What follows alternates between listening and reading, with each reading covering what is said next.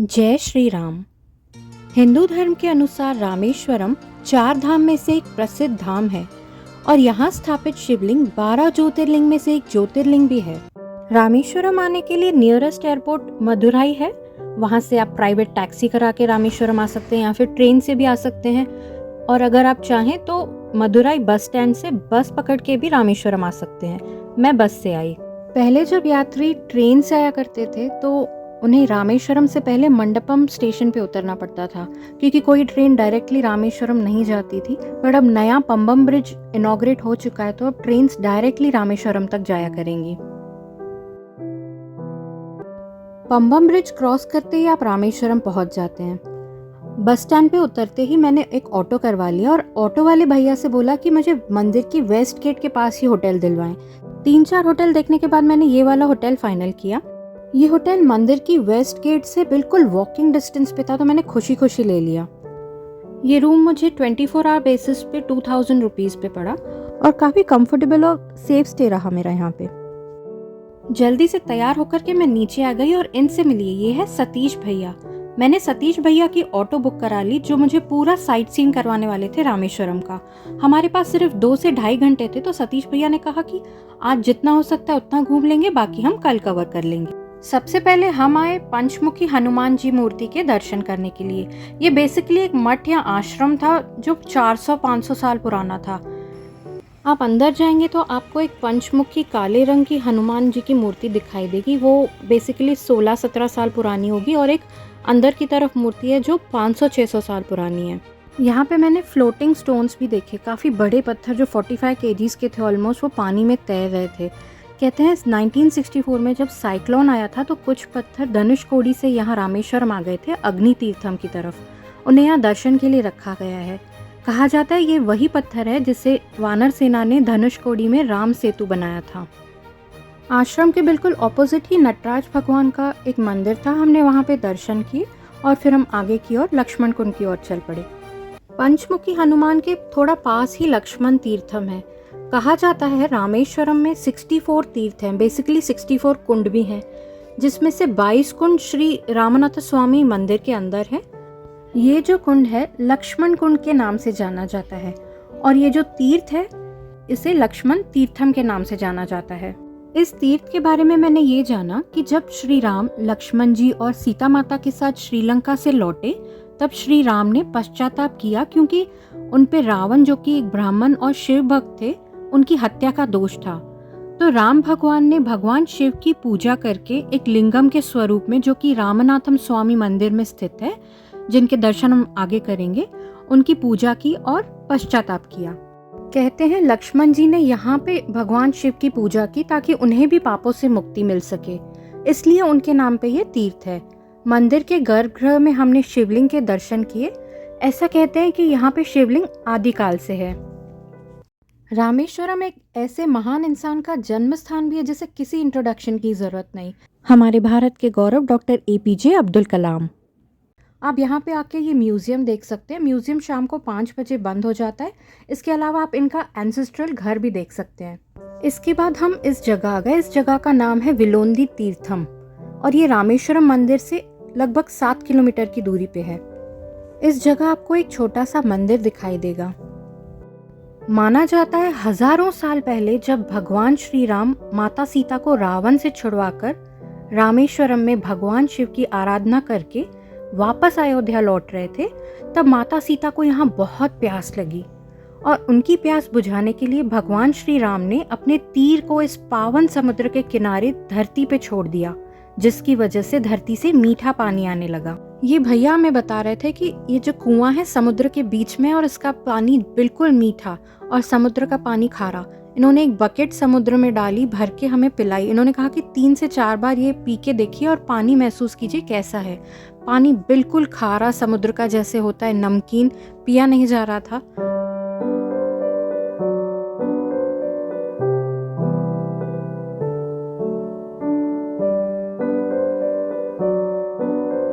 भैया ने बताया कि ये भी अपने आप में एक चमत्कार है कि आसपास पूरी तरह से समुद्र के पानी से भरा होने के बावजूद इस तीर्थ से मीठा पानी निकलता है।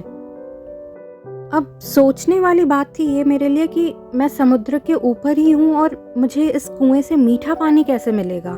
पर जब भैया ने ये पानी पिलाया तो वाकई में ये पानी मीठा था, जैसे हम नॉर्मली घर पे पानी पीते हैं। मैं हैरान थी कि इस मीठे पानी का समुद्र के पास होना किसी तर्क और एक्सप्लेनेशन को फेल कर देता है। बस एक ही बात मन से निकली, जय श्री राम। हजारों सालों से इस तीर्थ में इसी तरह मीठा पानी रहता है और हर भक्त श्री राम के इस चमत्कार को देखने दूर दूर से आता है।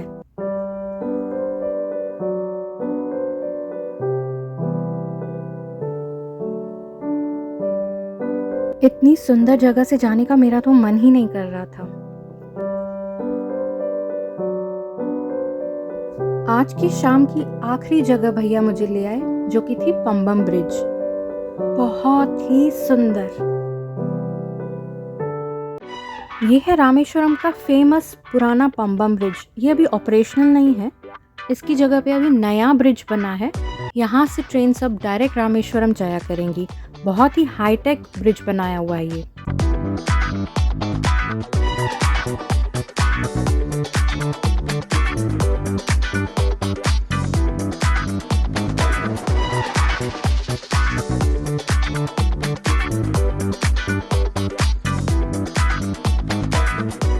फिर मंदिर के वेस्ट गेट के पास मुझे सतीश भैया ने ड्रॉप कर लिया और मैंने सोचा अर्ली डिनर कर लेती हूँ।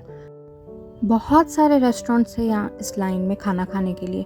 मैं गणेश मेस में खाना खाने आई। मैंने सोचा यहाँ पे मैं साउथ इंडियन मील ट्राई करती हूँ। हालांकि ये मील वाला टाइम नहीं था, बट स्टिल इन्होंने मुझे मील सर्व की। मील इन्होंने मुझे केले के पत्ते पे सर्व की थी। ये मेरा फर्स्ट टाइम था। ये सब मुझे गाइड कर रहे थे कि किस तरह खाना है।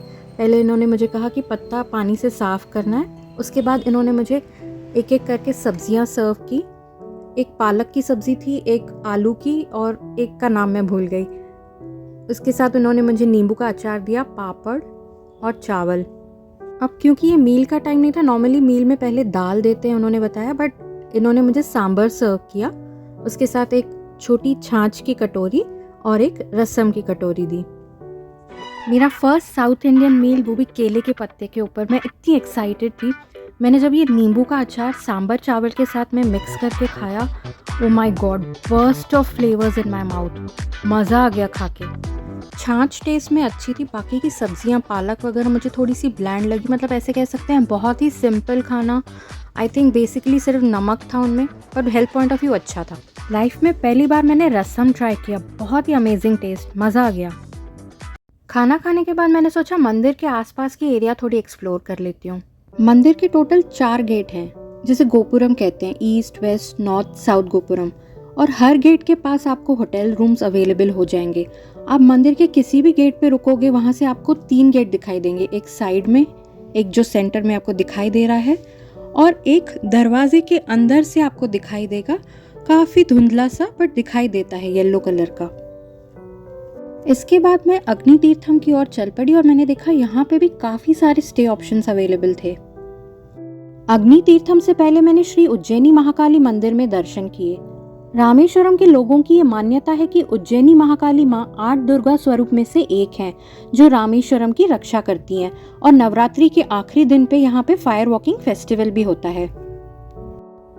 इस जगह को अग्नि तीर्थम कहते हैं। कहते हैं जब श्री राम एक विद्वान पंडित रावण, जो कि एक शिव भक्त था, उसका वध करके यहाँ आए थे, तो मुनियों ने उन्हें अवगत कराया था और उन्होंने यहाँ पे स्नान किया था। उसके बाद उन्होंने 22 कुंडों का स्नान किया और फिर एक शिवलिंग की स्थापना की, जिसकी उन्होंने पूजा की। और क्योंकि श्री राम ने अपने ईश्वर शिव जी की यहाँ पे स्थापना की और उनकी पूजा की, इस जगह का नाम पड़ा रामेश्वरम। राम के ईश्वर शिव, रामेश्वरम।